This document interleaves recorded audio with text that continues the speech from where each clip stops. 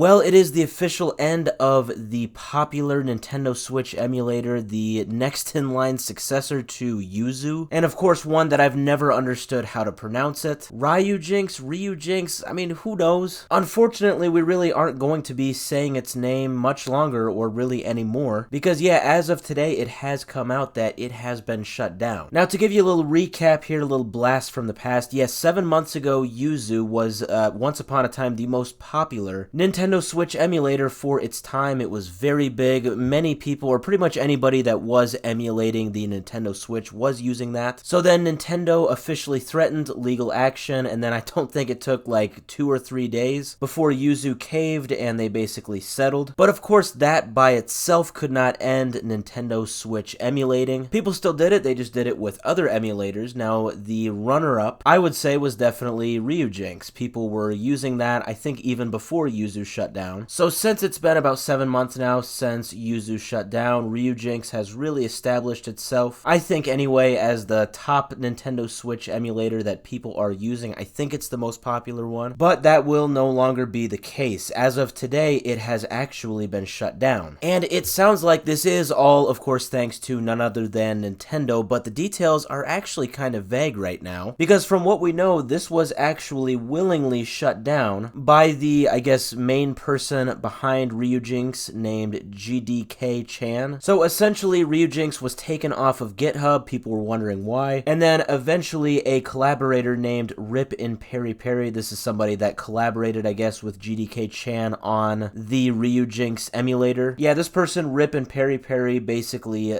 stated in a message that the leader of Ryujinx, GDK Chan, was contacted by Nintendo and offered an agreement to stop all work on the project and remove the organization and its assets. They go on to say, while we awaited confirmation on this agreement, the organization has been taken down, so it is safe to assume the outcome. So yeah, it sounds like even close collaborators like this individual are kind of left in the dark right now. I think the only people that really know about what really happened is GDK Chan themselves and Nintendo. I believe the details will probably come out fairly soon, but according to much speculation that I'm reading through, a lot of people are saying that this probably could have went 2 ways. Either Nintendo offered them to shut down this emulator, or basically threatened them with something legal, you know, threatened them with a sort of litigation. And with that, people are very heavily siding with the theory that Nintendo threatened them with legal action, and I absolutely agree with that. It would not make sense at all for Nintendo to kind of bend at the knee, so to speak, and decide to, like, pay a sort of ransom toward a group that Nintendo themselves would consider as major threats to their IPs and just overall bad actors. Yeah, I think Nintendo knows that in the long run that wouldn't look good. Obviously, that would then incentivize just making a good emulator so that Nintendo pays you out. No, Nintendo definitely has way more of a track record, I would say, of taking the other route, just threatening litigation and seeing where that goes. That's pretty much what happened with Yuzu, and that probably is what happened with Ryujinx. At the end of the day, the person behind Ryujinx, GDK Chan, they're probably just one person, you know, they're not some conglomerate organization or anything like that. So obviously, if you are just that one person that decided to make a Nintendo Switch emulator for fun, and all of a sudden Nintendo and their 1,000 lawyers are knocking at your door threatening to ruin your life, yeah, you're probably going to shut down your product. So it looks like the Ryujinx website is still up, but the download itself is down. There is, of course, the thing to consider of people who have just already downloaded it, or people who just make copies of the download and spread it that way. That's definitely possible, but I'm sure that kind of makes it hard to update the code when necessary. So yeah, this emulator, right now anyway, has closed its doors to the public, and eventually, as far as general use goes, it'll probably just be replaced by something else, some other Nintendo Switch emulator that comes along, and probably one that's already been made, and it's just now going to have a lot more exposure. That is, of course, kind of what happened with Ryujinx when Yuzu was shut down. You know, Ryujinx was kind of just the next in line. So at this point, it kind of seems like it's a sort of cycle, you know? Nintendo will just shut down the person that's at the top of the game as far as the emulators go, and I guess just kind of work their way down. Now, I don't know how they go about deciding, you know, when they decide to threaten litigation, if that is what happened here. After all, it has been 7 months since Yuzu shut down, so maybe it took, you know, the recent Legend of Zelda game coming out and leaking early. Maybe that was something that angered Nintendo, and, you know, people are using this emulator to play it. So maybe this was more of a reactive response to do that? I don't know. Maybe it's a lot more coordinated and complicated. Who really knows besides Nintendo themselves? One thing's for sure, another emulator will definitely take Ryujinx's place, but another thing is also for sure, and that is that it's entirely possible that Nintendo has all intentions of going after them for their next target.